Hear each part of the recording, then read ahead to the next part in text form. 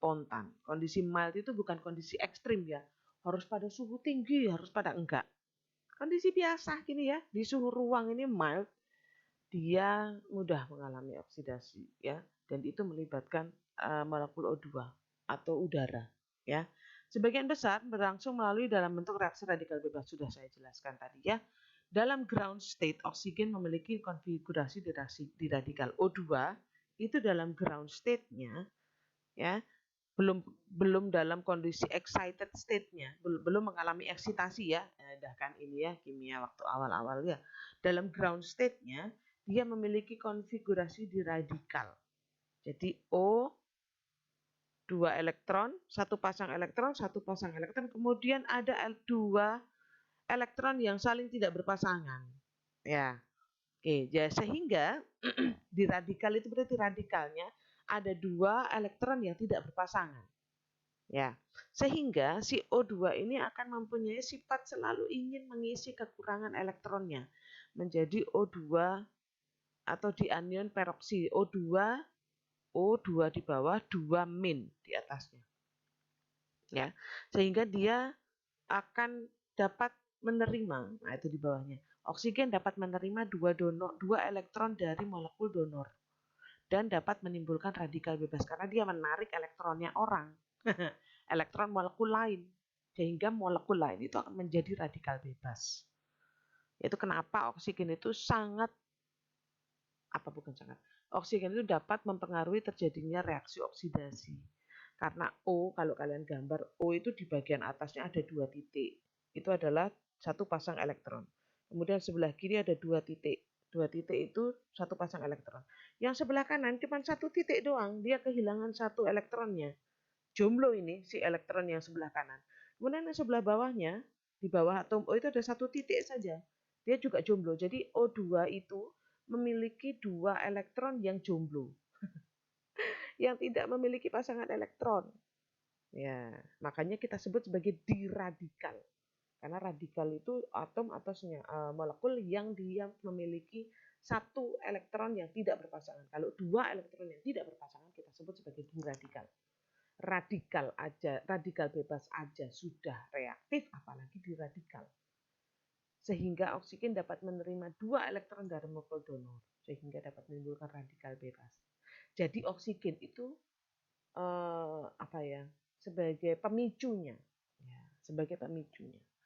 Oke, ini adalah definisi dari autooksidasi dalam kondisi mild, tidak ada katalis, tidak ada apapun. Ini bergantung dari senyawanya. Tidak semua senyawa mengalami autooksidasi. Ya, ada dia harus ditambah dengan katalis, ya, harus ada katalisnya sehingga dia mengalami oksidasi. Ada pemicunya, ya. Oke.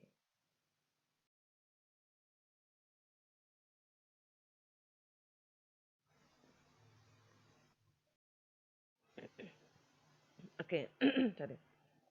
Sekarang kita masuk ke dalam reaksi autooksidasi. Reaksi oksidasi sekali lagi. Ini oksidasi yang terjadi secara spontan dalam kondisi mild tanpa adanya pemicu atau katalis yang menyebabkan reaksi oksidasi itu terjadi. Ya, oke. Ada 3 step dalam reaksi oksidasi, yaitu proses ini yang kita sebut reaksi berantai. Reaksinya ini berantai, dan semakin ke bawah semakin parah jumlah radikal yang terjadi. Yang pertama adalah reaksi inisiasi. Reaksi inisiasi, kemudian kedua propagasi, ketiga terminasi. Nah, reaksi inisiasi ini merupakan tahap awal pembentukan radikal bebas. Nah, biasanya di sini yang menentukan, reaksi inisiasi ini yang menentukan apakah dia reaksi oksidasi yang membutuhkan katalis atau reaksi oksidasi yang terjadi secara spontan. Ya, inisiasi ini. Ada beberapa senyawa yang diperlukan energi dalam bentuk katalis, pemanasan, atau sinar UV untuk bisa terjadi reaksi inisiasi. Ada juga senyawa yang reaksi inisiasi ini bisa terjadi tanpa katalis, tapi lambat banget. Ya, membutuhkan waktu yang cukup lama untuk bisa terjadi reaksi inisiasi. Tapi kalau nanti ada energi berupa UV atau pemanasan atau katalis yang lain, maka dia akan semakin cepat. Nah, jadi beda-beda ya, tergantung dari senyawanya. Oleh sebab itu kan waktu farmasi fisik di awal saya selalu bilang bahwa struktur kimia itu akan menentukan karakteristik dari senyawa tersebut, begitu juga dengan kestabilannya. Kestabilan suatu senyawa itu bergantung dari struktur kimianya. Jadi inisiasi itu macam-macam. Ada yang inisiasi terjadi secara spontan tanpa ada energi ataupun UV atau pemanasan dengan cepat ada. Ada juga yang butuh waktu yang agak lama kalau dia tidak ada energi, tidak ada sinar UV, tidak ada katalis, ya. Ada. Tapi ada juga yang kalau tidak ada energi, dia sama sekali tidak mengalami inisiasi. Ada. Tergantung dari senyawanya. Nah, begitu sudah inisiasi. Di inisiasi ini, kecepatan inisiasi itu bergantung pada rate of initiation. Jadi kalau ada tanda panah RH, tanda panah R titik itu merupakan radikal yang baru. Ya, ada tanda panahnya itu ada tulisan R1. Jadi ya R1 atau ya R1 itu merupakan bukan R1 RI ya, sorry. Reaksi inisiasi itu dipengaruhi adalah rate of initiation. Rate of initiation-nya tadi kembali lagi ke bentuk struktur molekul dari bahan obat itu. Ya, laju terjadinya RH menjadi R radikal itu bergantung dari struktur kimianya. Ya, R radikal ini adalah radikal yang baru. Nah, jadi RH hanya kemana Bu?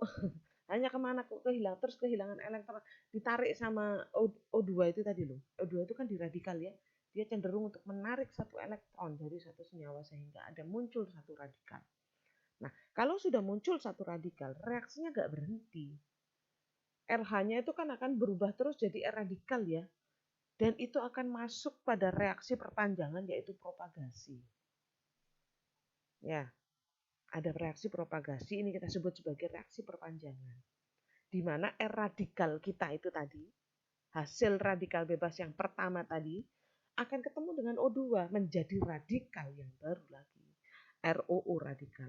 Di mana ROO radikal ini kalau bereaksi sama RH akan menjadi ROH plus radikal baru lagi.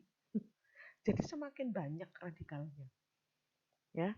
Kemudian masuk ke reaksi terminasi, yaitu reaksi pengakhiran ya, finishing dia ini terminasi ya.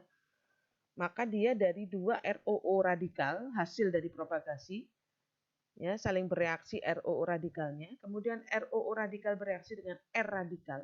Begitu juga dengan R radikal bereaksi dengan R radikal menjadi satu produk stabil yang baru.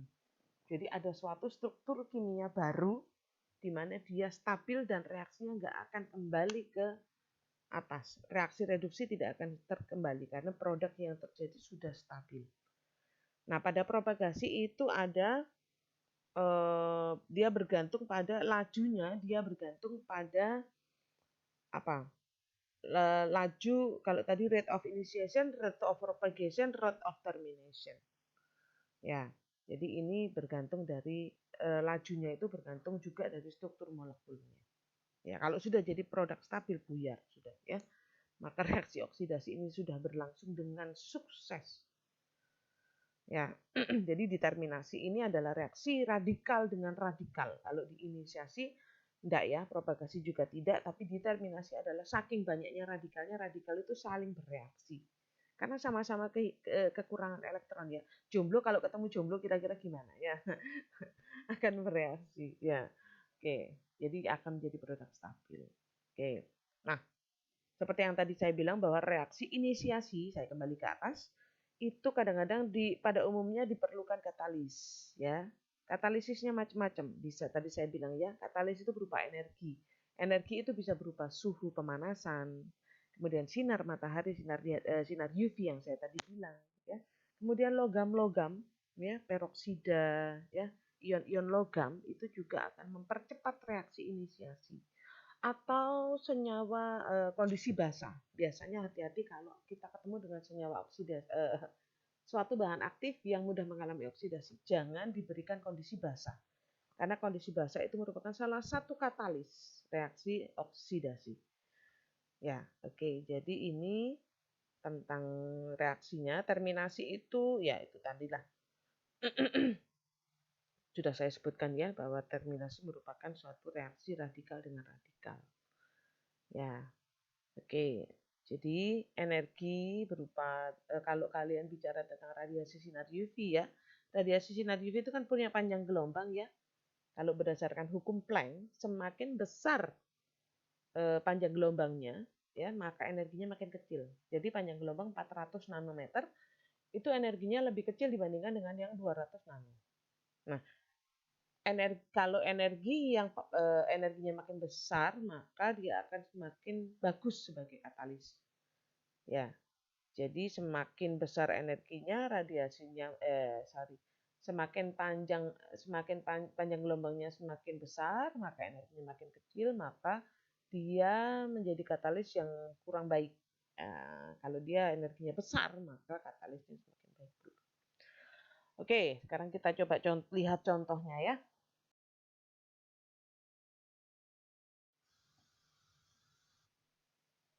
Ini merupakan reaksi dari olefin. Olefin ini merupakan hidrokarbon tidak jenuh yang mudah mengalami oksidasi.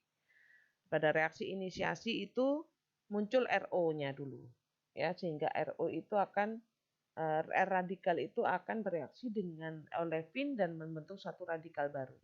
Nah, radikal baru ini akan dilanjutkan pada reaksi propagasi dan seterusnya. Ini merupakan gambaran dari tahapan reaksi berantai itu tadi. Ya, hasil akhirnya yang stabil itu adalah hiperperoksida sebelah kanan bagian bawah sendiri. Ya, ini merupakan suatu senyawa baru di mana dia merupakan hidrogen hiperperoksida. Dia sudah mengalami oksidasi. Ya, oke. Kalau pada minyak ini ya, oksidasi kalau terjadi pada minyak itu maka minyak itu kita sebut tengi. Nah, reaksinya tengi. Ya, oke. Sekarang kita lanjutkan.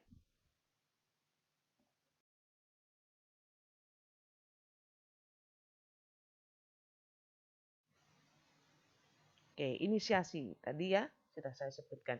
The initiation stage takes a certain period of time to occur. Jadi inisiasi tadi membutuhkan waktu untuk terjadi secara sempurna sehingga menghasilkan satu radikal yang baru. Nah, reaksinya tadi seperti yang sudah saya jelaskan, bisa dikatalisis dengan metal ions, light, heat, base. Ya, ini bisa dikatalisis. Nah, kalau nggak dikatalisis, mungkin nggak terjadi. Bisa, tergantung dari struktur kimianya, bergantung dari rate of initiation-nya. Rate of initiation-nya bergantung dari struktur kimia dari senyawa itu. Oke, tadi sudah saya jelasin ya, panjang kali lebar. Ini PPT-nya.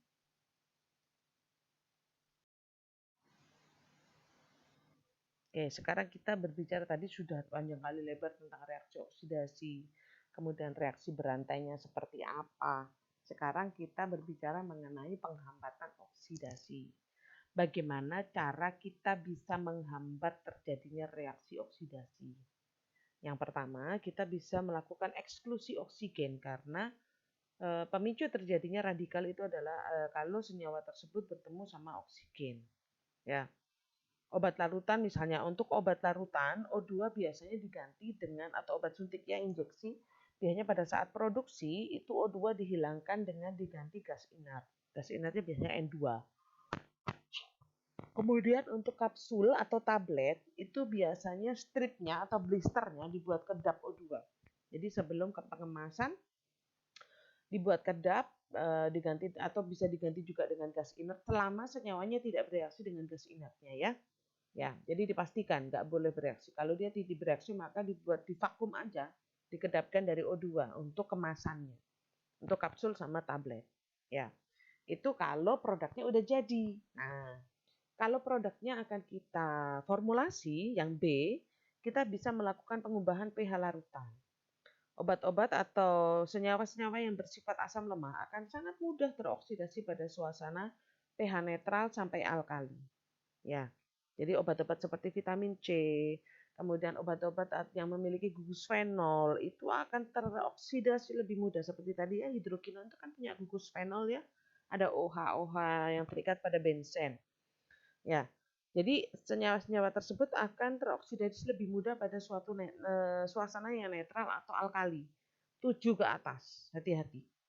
Sehingga obat-obat seperti vitamin C, terus semua yang memiliki gugus fenol itu umumnya dibuat pada pH larutan 3-4. Kalau dia bentuk sediaan liquid ataupun semi solid. Nah, ya, kemudian Prometasin juga salah satu senyawa yang dia sangat stabil pada pH rendah. Ya, beberapa obat stabil pada pH tertentu. Nah, sehingga kalau kalian melakukan praformulasi, kalian harus mencari data pH stabil dari senyawa tersebut. pH stabilnya berapa? Jadi kalau kalian misalnya bikin sediaan suspensi ya, kemudian ditanya, pH-nya berapa? Oh, pH-nya 6 sampai 7, Bu. Kenapa? Karena itu pH netral, tidak mengiritasi lambung. Benar, nggak salah. Tapi kalian harus tahu apakah obatmu stabil dalam pH 6 sampai pH 7. Itu harus dicari nanti kalau semi solid juga gitu. Semi solid bikin sediaan krim, ya. Ditanya pH krimnya berapa? 4 sampai 6,5, Bu. Kenapa? Karena itu pH kulit, Bu. Boleh. Tapi kamu harus tahu bahan aktifmu itu stabil di pH berapa. Jangan-jangan di pH 6 dia mengalami oksidasi. Buyar dong sediaannya ya. Dia tidak mengiritasi kulit tapi bahan aktifnya teroksidasi. Sama saja. Ya, jadi diingat-ingat pesan saya ini nanti kalau saya tanya pH stabilnya berapa? pH stabil itu adalah pH di mana senyawa tersebut memiliki stabilitas yang paling bagus, itu adalah pH stabil. Bukan pH senyawa di dalam air, beda ya. Jadi kalau kalian baca literatur, kadang-kadang ada literatur yang menyatakan pH sekian. Itu adalah pH senyawa tersebut di dalam air, bukan pH stabilnya. Ya, seringkali nanti semi solid itu kalian lupa semuanya. Heran saya ya. Ngamuk-ngamuk lagi saya ya praktikum semi solid itu ya. Oke. Kemudian loh Bu, kalau misalnya ntar ini lanjut lagi. Bu, kalau misalnya dia stabilnya pada pH 4 ya atau pH 5. Tapi basis saya pH-nya 6 misalnya. Gimana caranya? Ya tambahin dapar. Kamu kan belajar tentang larutan dapar tuh. Larutan dapar itu kan untuk memberi suatu suasana tertentu dan mempertahankan pH-nya tetap di situ. Ya, jadi hati-hati pada suatu senyawa yang stabilitasnya bergantung pada pH. Jadi kita selalu tambahkan larutan dapar di situ. Karena pH-nya bergeser sedikit saja, laju reaksinya akan berubah juga. Ya, jadi hati-hati. Kemudian yang ketiga, dia eksklusinya atau menghindari oksidasi, dia dihindarkan dari cahaya karena cahaya tadi ya merupakan salah satu katalis dalam terjadinya reaksi oksidasi, terutama di reaksi kemudian oke lanjut ya.